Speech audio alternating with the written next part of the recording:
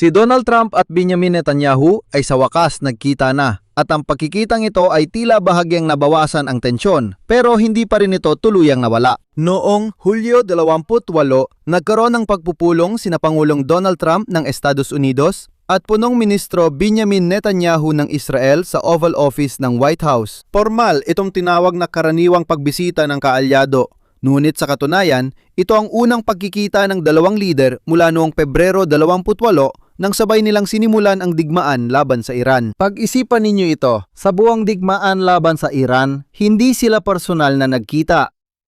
Sa nakalipas na 5 buwan ng digmaan, marami na ang nagbago. Ang digmaang ipinangako ang matatapos sa loob lang ng 2 linggo ay tumagal. Lumamig ang relasyon ni Trump at Netanyahu at ang kanilang mga alitan ay lumabas na sa publiko.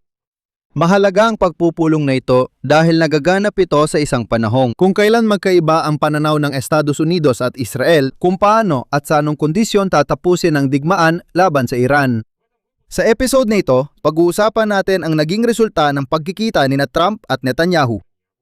Ano ang sinusulat ng Israeli at Amerikanong media at bakit binabantayan ng kanampakpak na mga taga-suporta ni Donald Trump ang pagkikitang ito? Ako si Alexei Pechi, talakayin natin ang paksang ito. Pero bago tayo magsimula, hinihiling ko sa inyo na mag-subscribe. Mag-subscribe kayo sa YouTube channel na ito. Malapit na tayong umabot ng 300,000 subscribers. Kaya magpapasalamat ako sa bawat pag-subscribe ninyo. Ayon sa White House, nagsimula ang pagpupulong ng alas 11:03 ng umaga Eastern Time, kasunod ng pagpupulong ni Trump at Zelensky at tumagal ng halos 1.5 oras. Si Netanyahu, gaya ng nabanggit, Al Jazeera, pumasok sa White House sa pamamagitan ng gilid na pasukan sa kanlurang pakpak ng walang seremonyal na bahagi. Nagkaroon ng pag-uusap sa likod ng saradong pinto, walang media, katulad ng kay Zelensky at Trump. Tulad ng nabanggit ko dati, maliwanag dito sa White House na sinarado nila ang mga pagpupulong para hindi madistract ang atensyon sa kaganapan ngayon, partikular ang seremonya ng pamamaalam sa yumaong senador na si Lindsey Graham.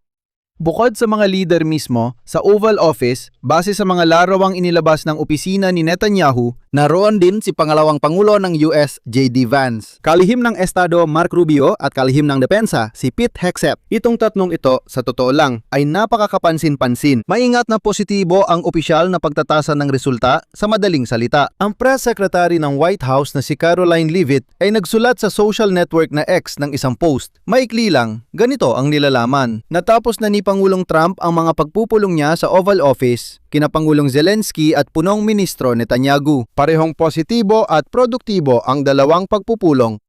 At pagkatapos, isang opisyal ng Israel, pamilyar sa negosasyon, inulit niya ito sa komento sa CNN at tinawag ang pagpupulong. Ayon sa kanya, napaka-positibo ito at naganap sa magandang diwa kasama ang matataas na opisyal ng administrasyon. Hindi naglalabas ng detalye ang White House o opisina ni Netanyahu tungkol sa negosasyon. Ayon sa CNN, napag-usapan ng magkabilang panig ang digmaan sa Iran, takbo ng negosasyon sa Lebanon at pagpapalawak ng mga kasunduang Abraham kasama ang Saudi Arabia. At dito mahalagang maintindihan, bakit nga ba? Ang pagpupulong ni Trump at Netanyahu ay inilarawan bilang potensyal na tensyonado. Hindi na naging lihim ang hindi pagkakaunawaan ni Trump at Netanyahu pagdating ng Hulyo. Lahat ay hayagang nagsalita tungkol dito. Dumating pa sa puntong si Netanyahu, 1 buwan bago, ay nagdeklara na hindi na kailangan ng Israel ang tulong militar mula Amerika. At ngayon lang mismo ay sinabi ni Trump na hindi niya kailangan ng anumang impormasyon mula sa Israel para umatake, halimbawa sa bundok ng Kirki sa Iran.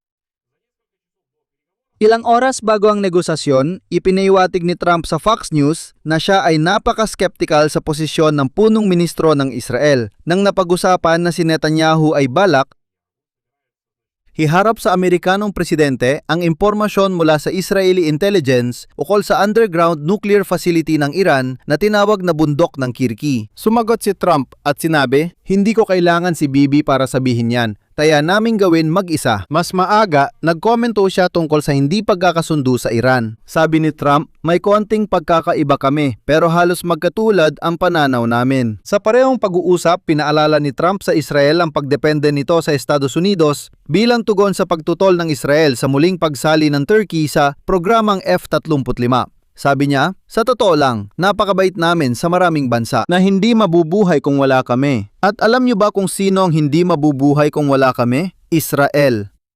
Maaring ilahad ang buod ng hindi pagkakaunawaan sa isang talata para maging malinaw at lubos na malinaw ang lahat. Si Netanyahu mula pa sa simula ay pabor sa pagpapatuloy ng mga labanan laban sa Iran at sa kaalyado nitong Hezbollah sa Lebanon, ngunit naisantabi siya matapos magsimulang maghanap ng kasunduan si Trump sa Tehran. Noong Pebrero, si Netanyahu mismo ang humikayat kay Donald Trump na oras na para palitan ang rehimen sa Iran. 5 buwan na, di pa rin tapos ang digmaan. At ang matigas na paksyon ng rehimen sa Iran, kabaligtaran, lalo pang pinatatag ang kanilang posisyon at walang usapan ng pagsuko ngayon. At si Trump ay hayagang galit kay Netanyahu dahil dito.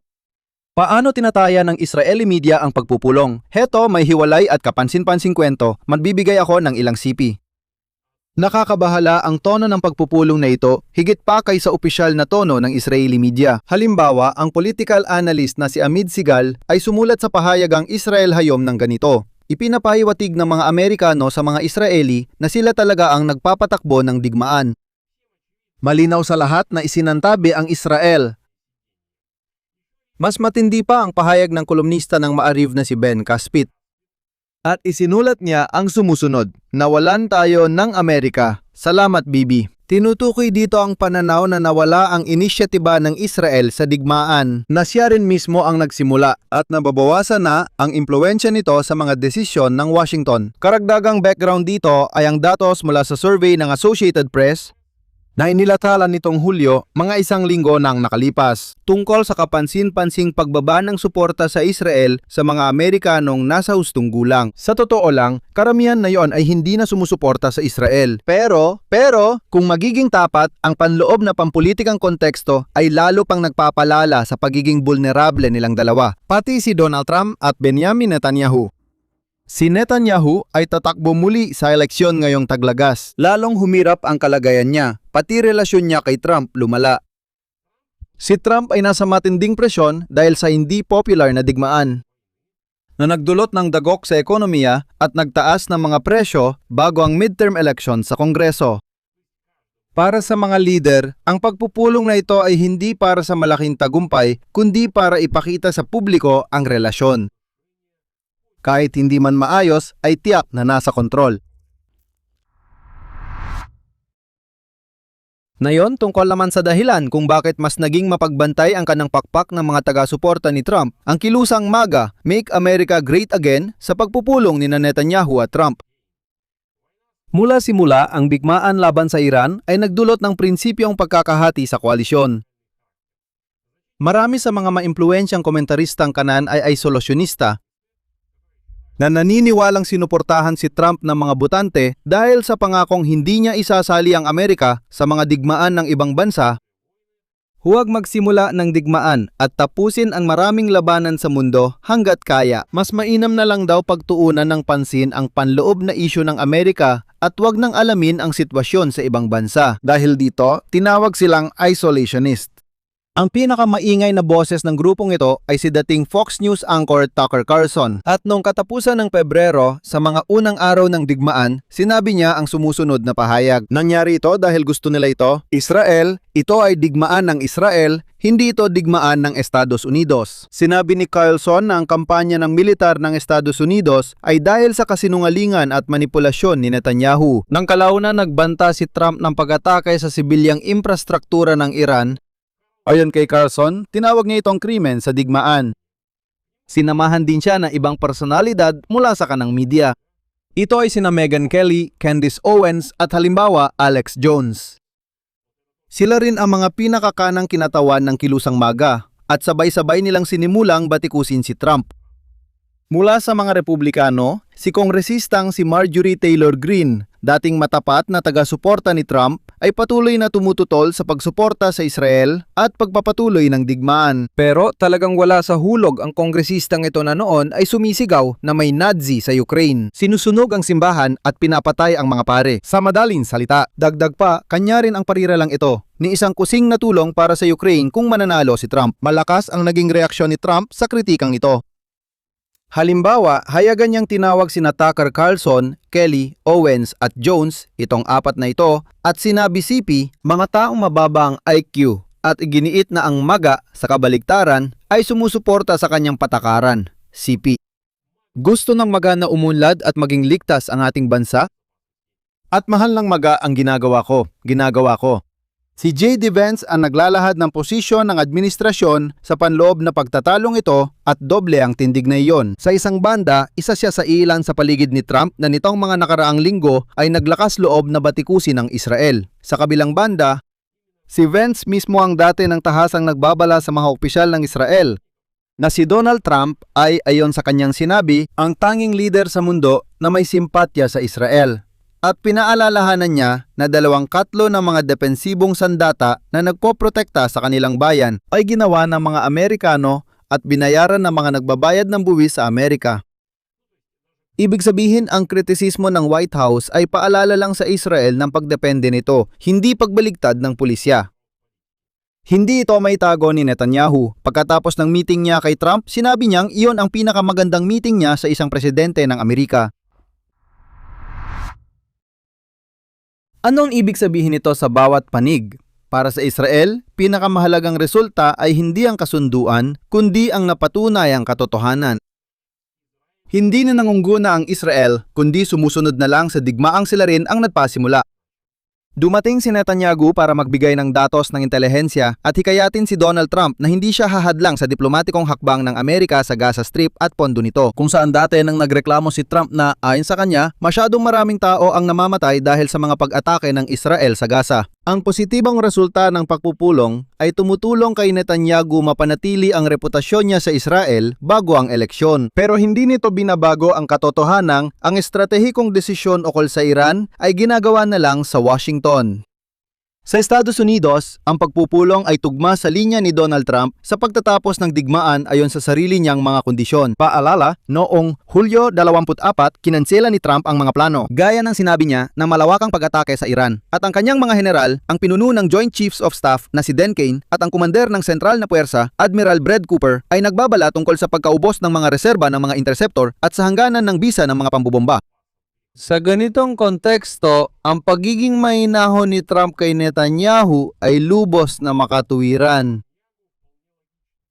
Ang pagpapatuloy ng digmaan para sa kapakanan ng Israel ay sumasalungat sa kakayahang militar ng Estados Unidos ng Amerika, pati na rin sa mga pampulitikang gastos sa loob ng bansa para kay Trump. Sa kabuuan, lalo pang nakakalayo ang mga layunin. Para sa Iran, ang hayagang hindi pagkakasundo sa pagitan ng Washington at Jerusalem ay isang salik na masasabing pabor sa kanila. Habang lumilinaw ang hindi pagkakasundo ng mga kaalyado, bumababa ang tsansang magkaroon ng agarang pag-atake at lumalaki ang espasyo para sa pagpapaliban. Nabatay sa kilos ng Tehran, ay inaasahan din ng pamunuan ng Iran. Ano ang susunod? Sa tingin ko, unang senaryo ay pananatili ng paghinto ng pag-atake sa Iran habang tuloy ang ekonomikong presyon at negosasyon sa pamamagitan ng mga tagapamagitan kung saan Israel ay nakababatang kasosyo. Ang ikalawang senaryo, kung mabibigo ang mga negosasyon sa Iran at ituturing ni Trump na kinakailangang ipakita ang lakas sa politika, maaaring bumalik sa mga pag-atake. Sa ganitong sitwasyon, muling tutugma ang maigpit na posisyon ni Netanyahu sa mga aksyon ng Estados Unidos. At sa panahon ng eleksyon, siya ay muling mananaig. Sa totoo lang, napakagandang senaryo ito para sa kanya. Ang ikatlong opsyon ay ang patuloy na paglamig ng relasyon kung gagawa ng sariling hakbang ang Israel na maaring ituring ng Washington na sumisira sa kanilang diplomasya.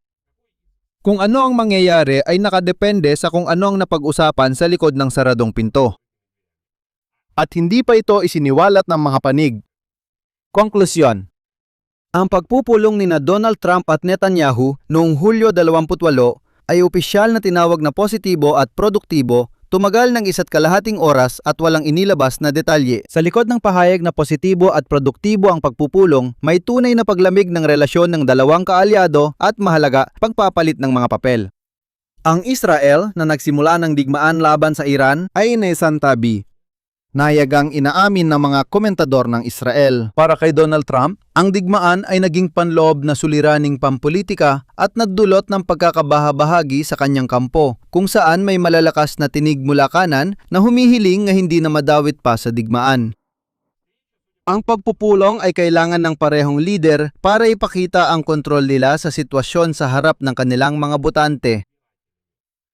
At hindi rin para maglabas ng bagong direksyon doon. Walang nagkakaila na may mga hindi pagkakasundo, pero kailangan ipakita ni Bibi sa kanyang mga botante at ni Trump sa kanyang mga botante na parang, tingnan ninyo, oo, may alitan, pero kontrolado ang lahat. Lahat ay nasa ilalim ng kontrol at walang magiging problema. Mahalagang tandaan na ang totoong direksyon ng bigmaan sa gitnang silangan ay hindi lang nakasalalay sa resulta ng mga usapan, kundi sa kung ano, magagawa ba ng Estados Unidos ng Amerika at Iran na makamit ang matatag na kasunduan tungkol sa kipot ng Hormuz at sa programang nuklear. Mas mahalaga ito. Dito ko na muna tatapusin, ibahagi ang opinyon at konklusyon sa komento. Mag-subscribe, pindutin ang kampanilya at mag-like. Kung naisuportahan ang channel na ito, maaari ninyo itong gawin sa pamamagitan ng kahit anong donasyon gamit ang mga link at detalye sa description ng video na ito. Iyan lang po, ingatan ninyo ang inyong sarili. Paalam sa inyong lahat.